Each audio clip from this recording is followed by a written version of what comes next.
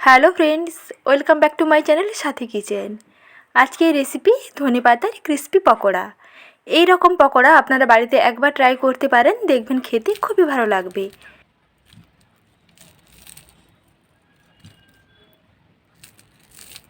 শব্দটা শুনেই বুঝতে পেরেছেন যে কতটা ক্রিস্পি হয়েছে।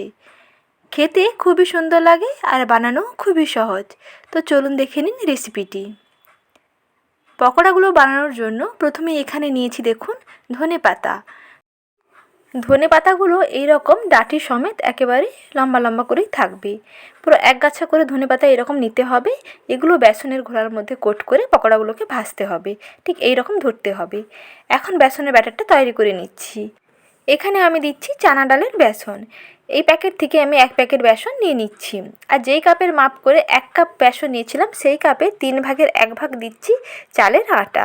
শুকনো চালের আটা দিয়ে দিলাম। আর দিচ্ছি হাফ চামচ লবণ, আর দিচ্ছি হাফ চামচ হলুদ পাউডার, আর হাফ চামচ লাল লঙ্কার গুঁড়ো, আর দিয়ে দেবো অল্প গোলমরিচের গুঁড়ো, আর দেবো অল্প একটু চিনি, একেবারে সামান্য না দেওয়ারই মতন অল্প একটু চিনি দিয়ে দিলাম।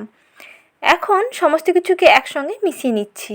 প্রথমেই শুকনো উপকরণগুলোকে হাত দিয়ে ভালো করে মিশিয়ে নিতে হবে। এরপরে জলটা অ্যাড করছি। অল্প অল্প জল দিয়েই মাখবো, একসঙ্গে বেশি জল দিয়ে দেবেন না, তাহলে ব্যাটার খুবই পাতলা হয়ে যাবে, তাতে পকোড়াগুলো খুব ভালো হবে না। তাই অল্প অল্প জল দিয়ে প্রথমে দেখুন এইরকম শক্ত শক্ত করে মাখতে হবে। যেমন করে আমি গুলাচ্ছি দেখুন এইভাবে করে ব্যাটারটা তৈরি করতে হবে। এই মিশ্রণটিকে হাত দিয়ে খুব ভালো করে ফেটিয়ে নিচ্ছি। মিশ্রণ যত ভালো ফেটানো হবে পকোড়াগুলো ততটাই ক্রিস্পি হবে আর একেবারে ফ্লপি হবে। মিশ্রণটিকে বেশ খানিকক্ষণ সময় নিয়ে ফেটিয়ে নিচ্ছি, প্রায় 10 থেকে 12 মিনিট সময় নিয়ে এইরকম ফেটাতে থাকছি। কন্টিনিউয়াস ফেটানোর পরে দেখুন ঘনত্বটা এইরকম আছে। কিছুক্ষণ রেখে দিচ্ছি। কিছুক্ষণ রেখে দেওয়ার পরে ব্যাটারটা আরও একটু ঘন হয়ে যাবে। তারপরে ফিরে আসছি।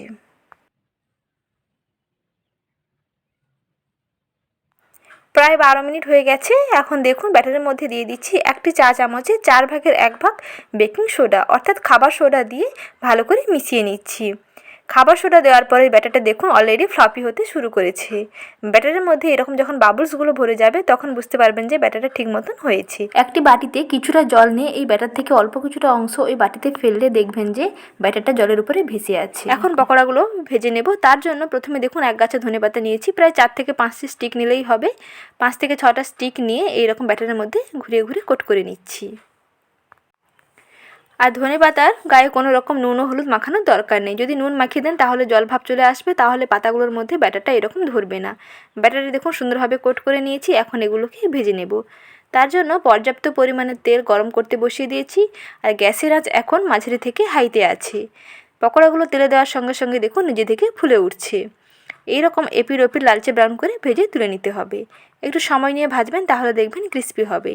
পকোড়াগুলো যখন তেলের মধ্যে দেবেন তখন গ্যাসের আঁচটা একটু বাড়ানো থাকবে।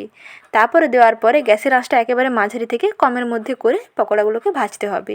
তাহলে পকোড়া দেখবেন খুবই ক্রিস্পি হবে আর ভাজার পরে দীর্ঘক্ষণ সময় পর্যন্ত একই রকম মুচমুচে থাকবে।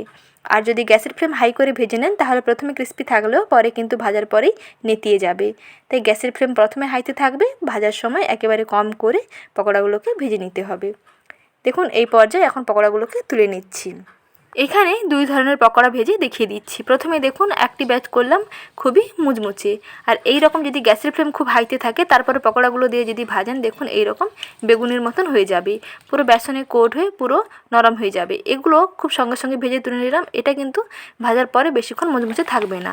তাই এই রকম গ্যাসের ফ্লেম প্রথমে হাইতে থেকে তারপর যখন লোতে রাখবেন তখন দেখবেন পকোড়াগুলো খুবই মুচমুচে হবে। এইভাবে সমস্ত পকোড়াগুলো ভেজে নিতে হবে। আর ধনেপাতার এই পকোড়াগুলো একবার বাড়িতে ট্রাই করে দেখুন, খেতে সত্যি খুবই অসাধারণ লাগে। পকোড়াগুলো ভেজে একটা কিচেন টিস্যুর উপরে রেখে দিচ্ছি। এর যে অতিরিক্ত তেলটা তা শোপ করে নেবে। বিকেলের চায়ের আড্ডায় এইরকম মুচমুচে ধনেপাতার পকোড়া একবার বানিয়ে দেখুন, খেতে খুবই ভালো লাগবে। আর রেসিপি কেমন লাগলো কমেন্ট সেকশানে জানাবেন। পকোড়াগুলো দেখুন কতটা ক্রিস্পি হয়েছে।